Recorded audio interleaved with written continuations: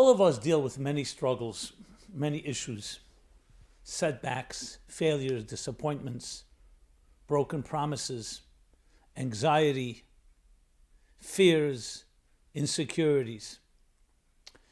And unless we're in denial, we try to get some help, whether it's in therapy, whether it's through medication, whether it's through other forms of behavior.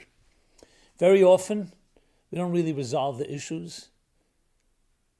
At best, a Band-Aid, cosmetic, short-term solutions, like a painkiller. One of the most important questions, however, to ask yourself is something that you wouldn't expect, a surprising approach, is to ask yourself, what are you passionate about? Now you may wonder, what does passion have to do with my problems? Remember, a human being, by definition, needs to be passionate. And if we don't get that passion resolved or released in a healthy way, it's going to express itself in all kinds of unhealthy ways. No business can function without a mission statement. Can you? I created a special course, Discover Your Personal Mission Statement. Check it out in the description below. It could be passion toward unhealthy, destructive behavior, or it can be the emptiness, the aimlessness, the depression, the anxiety that many of us suffer from. Now, I'm not talking about clinical, even though it includes clinical, but it's critical to address the things that you are passionate about.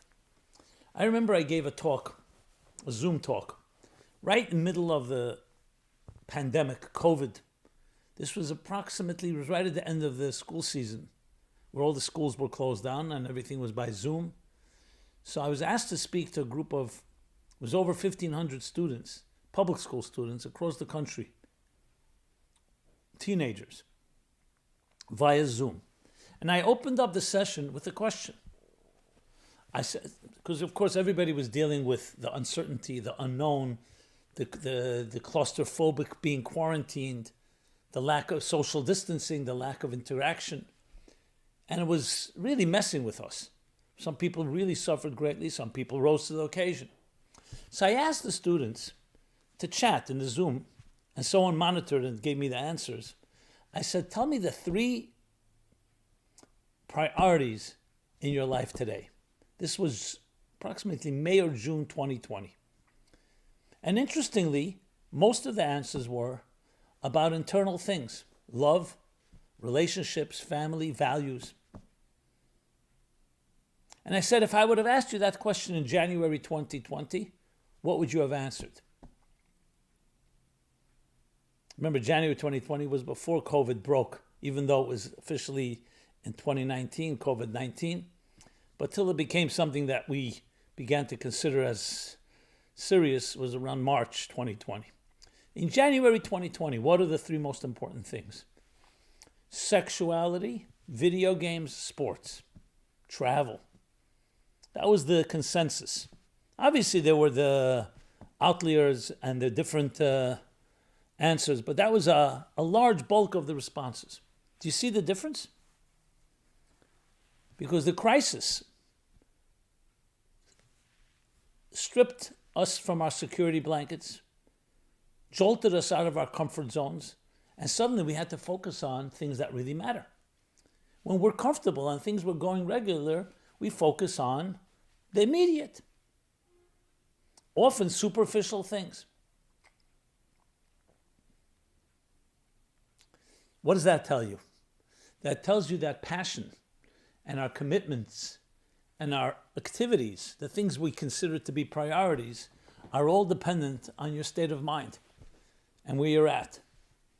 The fact of the matter is, as blessed as we may be in our society today, our high standard of living, our comfort zones, the ease to access anything, anywhere, get a delivery by pressing a button within a half hour, an hour, also has a downside. The downside is that our passions tend to lend itself to things that are quite frivolous. When we're struggling for our lives, When I say struggling, I mean whether it's a crisis, whether it's a war, whether it's other battles or challenges, then we have to be focused and crystallize what do we stand for. It's a blessing that the young people in this country, including myself, have never had to fight a war for our values. We've been blessed. The last time there was such a war was World War II. That's long before most of us were born.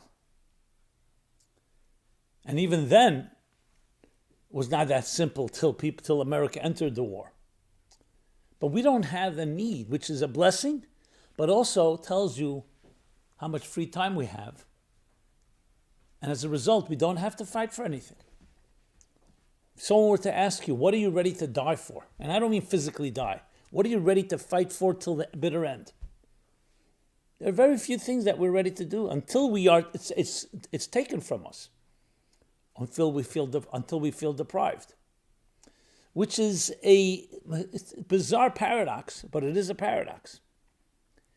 And I want to bring it back to our discussion here about passion. It is vital to have healthy passions. Let me share just one case study.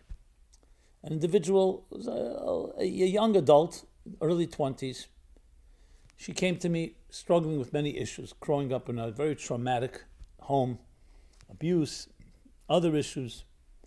I was beginning to make it in school, very smart and accomplished, but still internally many skeletons, many demons haunted her. She said, as much as I study and my marks are good and I can probably get a good degree and get a good job, I just feel a very big emptiness. And as much as she tried, she could not rebuild a relationship with her mother, with her father. They were unhealthy, each in their own way. They were at this point divorced. What about your siblings, I said? Similar, each one of us struggles in their own way.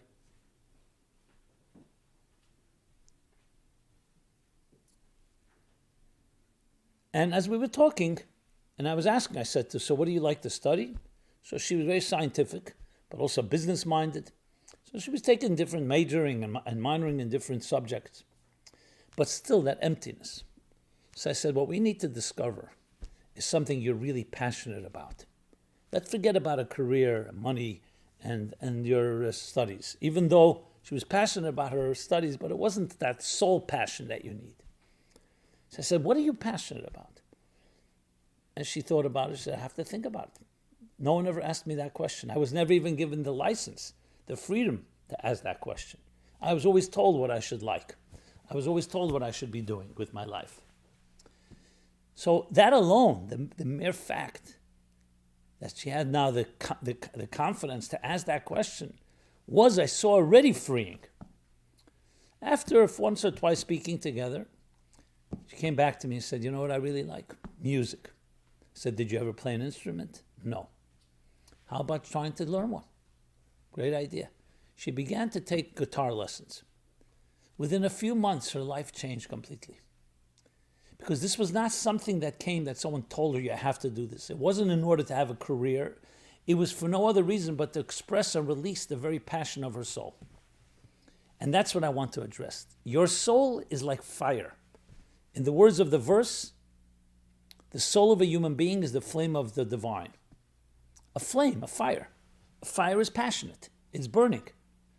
Now, if your very nature is a burning fire, and it doesn't burn with passion in anything that is healthy, what kind of life are you going to really live? It means that you're not really realizing. Of course it's going to affect every part of your being. Because it's your very essence. Forget about your identity and what you're passionate about. But the very fire that you are is not allowed to burn. Imagine a fire being contained in a little box. It'll extinguish. In the case of the soul, it doesn't extinguish, it implodes. And what do you think happens? It explodes in all kinds of different ways. It can be in rage, it could be in silence, it could be in pain, it could be in anxiety, in thousands of different voices that your soul crying out and say, I don't want to be a bottled up fire. And in the worst case scenario, the fire will go in the wrong places. A foreign flame, a foreign fire, an alien fire.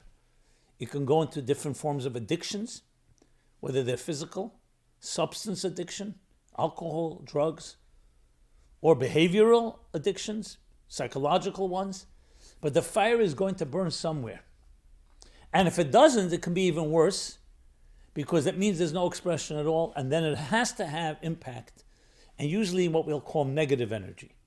Instead of burning outward, even toward destructive ends, it starts burning inward and causes that emptiness, but a deep emptiness, to the point that it really can make you miserable, with anxiety, with fear, with insecurity, and so on.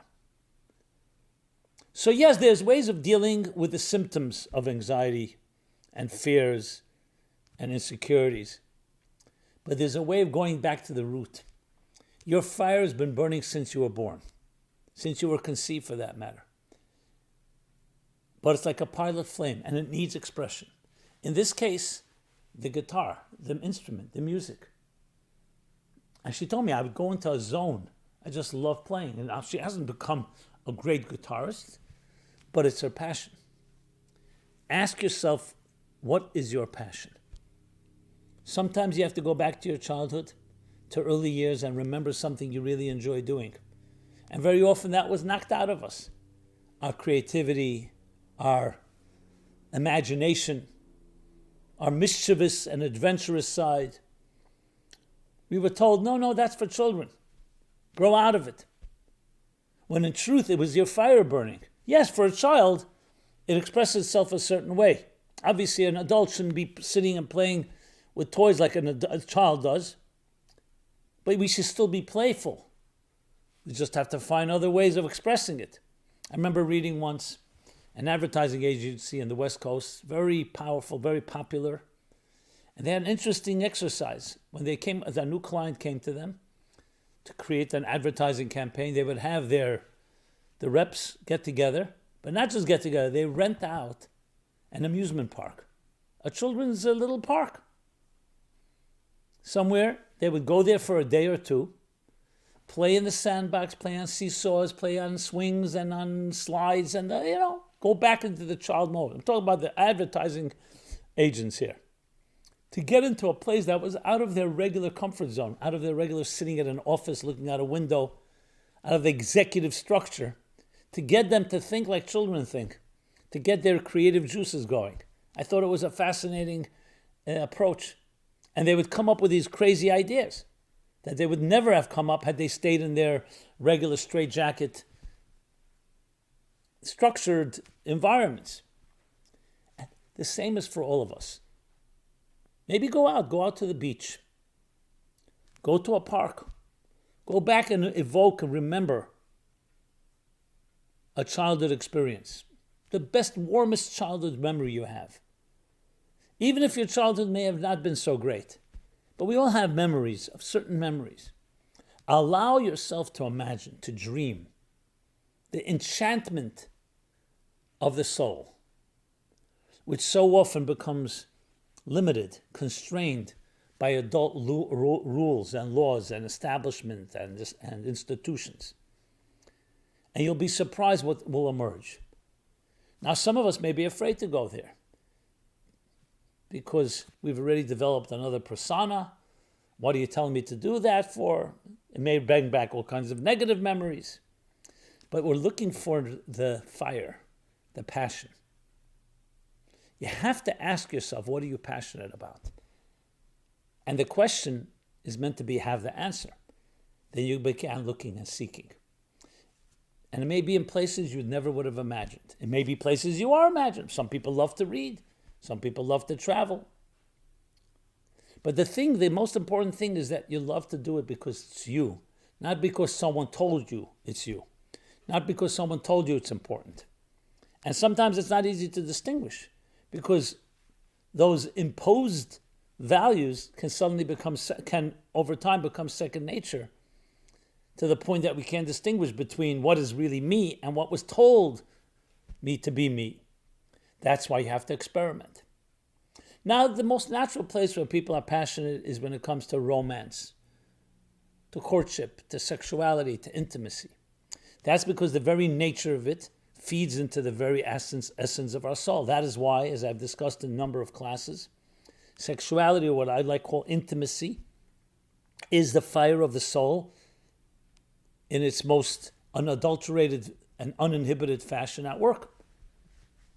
But even that has become somewhat defined by mechanics, by technicalities, as opposed by a completely unbridled, loving energy that's connected to commitment and devotion, not just to pleasure.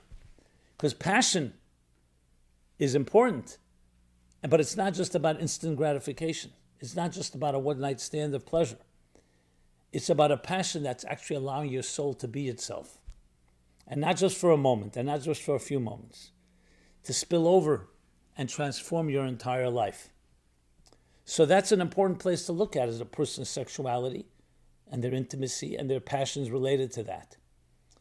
There's no question that is a channel that many of us use as an outlet. But ask yourself, is it being expressed in a healthy fashion? So there's no doubt that that is definitely a healthy passion outlet, but are you experiencing it in a healthy way? And that too is something that needs to be looked at. So passion plus productive passion, not just an escape, not just an outlet, not just relief for the moment, because then it could also become another form of an addiction. We're talking about a relationship, a fire that is there that spills over into your life. And that's one of the easiest ways to tell. I have a chapter in my book, Toward a Meaningful Life, called Intimacy. And it discusses that. Well, how do you know the difference between healthy intimacy and unhealthy sexuality? One of the ways, does it make you more productive in the rest of your day? Or is it compartmentalized? And that's in general a sign. If the passion is compartmentalized and doesn't affect the rest of you, then it usually is an escape. Not always is it a bad escape, but it's an escape that's not really integrated with the rest of your life. So never underestimate the fire of your soul. It's one of the strongest forces that each of us have, and it's one of the places we do not look. Now, one of the reasons we don't look there is because our passions sometimes have been already misplaced, or misdirected, or being expressed in other ways. So we think, hey, I'm a very passionate person. I love to go to a restaurant. I love to go with friends. I love to be with different partners, etc. That's why it's important to go back to the passion of your very soul. Not just the passion that you have decided right now. There are people passionate playing video games. There are people passionate watching a soap opera, going to a movie. So what's the difference between that passion and what I'm calling the soul's passion? Those are passions that are escapes. Those are passions that are short-term. They are there and they could relieve us, but they're like a drug in one way or another. I don't want to use the word drug because that may turn somebody off. Not everything is a physical drug. A drug means it's a form of getting away from yourself. Whereas the passions I'm talking about makes you even more of who you truly are. And they're always transcendent in nature. So some people love to listen to music. It's a natural thing. It makes us feel, it resonates, it makes us feel like we belong. That's beautiful. But when I say passion, I also mean something proactive. Not just listening to someone else play music. Not just taking it in, which is a beautiful thing, or reading wonderful books. But it's also about what are you doing, which brings me to the next point. Proactive passion. Something that you can go out and say, I'm going to now do. Because the next step after she was taking guitar, I said, why don't you then maybe join a group? Not that she necessarily was excellent, but maybe even amateurs come together, create something. Because that's the second half of the passion, that you want the fire to build something in this world. So once you discover the passion, you want to direct it toward building, constructive. I happen to be passionate about helping people discover their inner selves, their soul. Now that could have been a passion that would have remained dormant or would have remained in some way active but not very dominant in my life, but it became my mission in life, just to use myself as an example. So the passion should be turned into should be brought into what's the word I'm looking for? Concretized into something, execution, implementation. Do something with it. And that's when it becomes a reality in your life. Because most of our activities are either our work, or our leisure, or our family. But if you can access the fire of your soul and turn that into an actionable plan, if you can turn it into a career, that's the best of all worlds. But even if it's a volunteer thing, or it's something you do part-time, and you take that passion and turn it into a movement, into activity, then the fire becomes something solid in your life and in the life of others. I'll give another case study. An individual who's also struggling. This person was struggling with many addictions, could not find a healthy relationship, came from wealth, so there was no problem with money, did not struggle financially, but internally was a mess. I suggested to this person to volunteer. Well, let me just back up. He told me one of my talks. He said to me, "I live in a gilded cage. I can do whatever I want. I have all the money in the world, but it's a cage. It's a golden cage. I don't feel I'm ever going to spread my wings." So I suggested to him to volunteer and help go to one of the homes of special children and volunteer once a week, take a walk with a Down syndrome child, or have a conversation with a child that has other handicap or disability.